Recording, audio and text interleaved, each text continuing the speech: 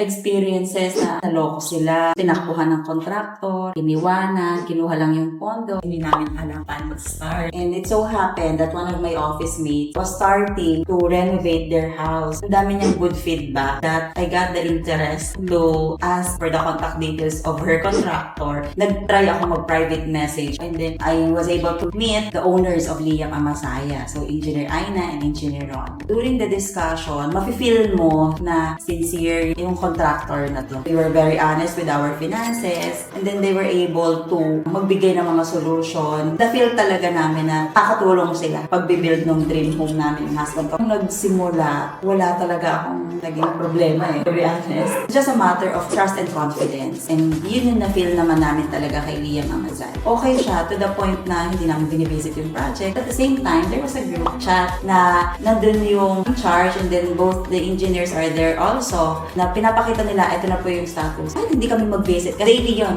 I could say na Liam is really trusted. I'm recommending them kasi maganda yung naging relationship and then yung naging output talaga ng project. If you're looking for a hassle-free transaction and a professional team to build your dream home, Liam Amazaya Construction offers free consultation and ocular visit. Limited slots only. Message us now.